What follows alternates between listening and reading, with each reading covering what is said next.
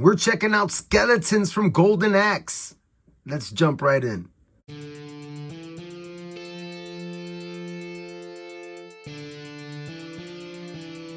Welcome back, everybody.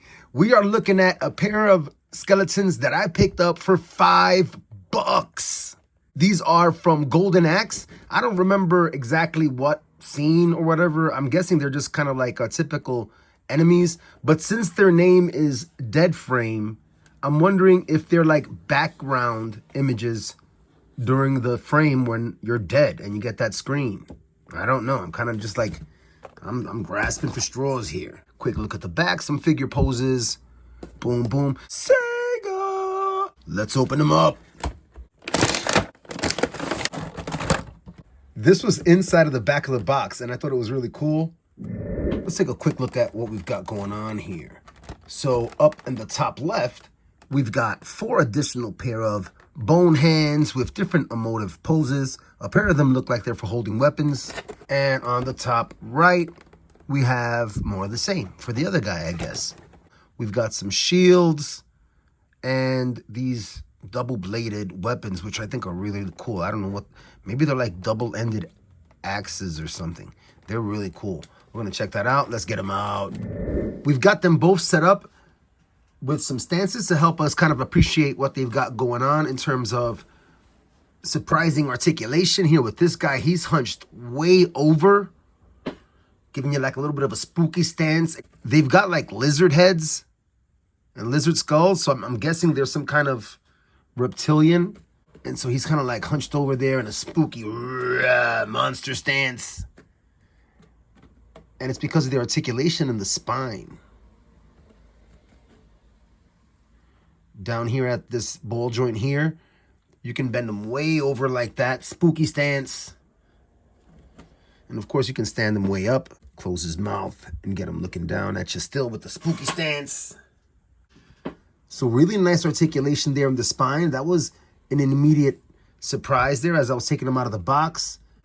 Another immediate impression was how light they are and slight feeling they are, you know? So being a heavy-handed, clumsy guy, that was something that caught my attention. I don't want to break them.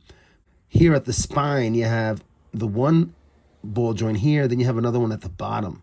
So you can articulate at the middle of his spine and then at the bottom, giving you some super duper range.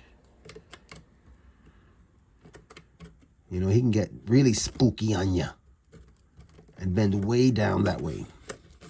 And if you get his legs into it, he's a skulky little lizard. Whoa, broke him. I broke him. Nah. Hip just came out. His hip just came out, that's all. And it popped right back in. That is a really deep crouch. He's just spooky stancing, no matter which position he's in. Spooky stance. So let's see if I can just get him to park right here for a bit. I think the key is there. Well, he can crouch down even more. There we go. Spooky stance. Spooky stance. And that's a significant difference, right? I mean, that's crouching down to about half the size compared to when they're standing tall.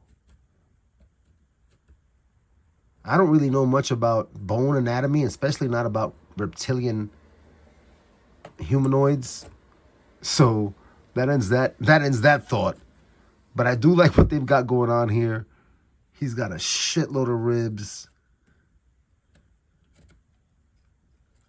Some spines or yeah, they're like pointy spines coming out his tail. There's a nice wash all over the bones. Let's check out the accessories. I don't know if this is, like I mentioned, maybe a double-sided axe of some kind, but it's really nice. And they both also come with a shield that is covered in spikes And they're hard spikes, pointy. This is not a soft plastic strap here. It is a hard plastic, and then you have the handle. We get a sense for what their range is, thanks to what we've done here with our friend.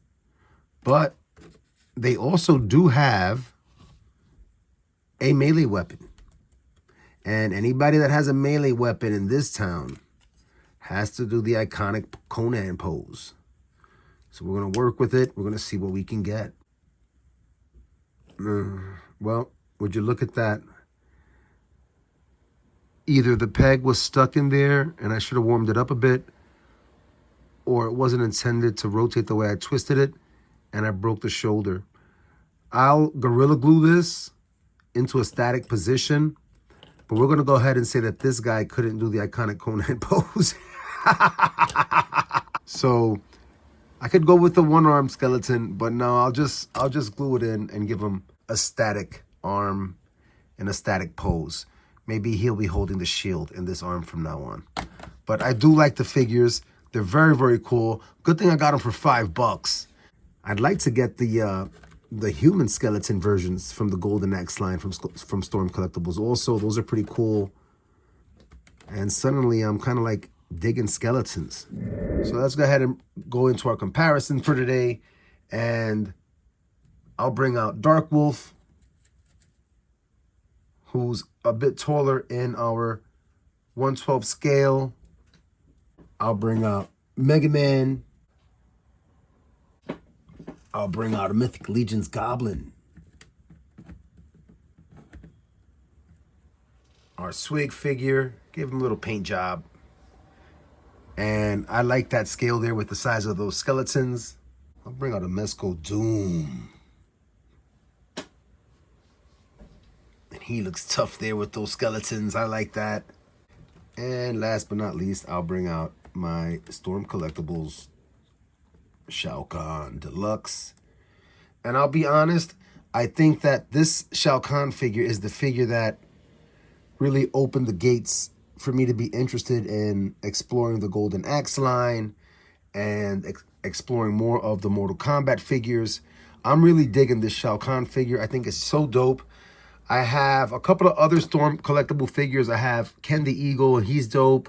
I have Darkseid, he's dope. And I have Ares from Injustice, and that figure is absolutely dope.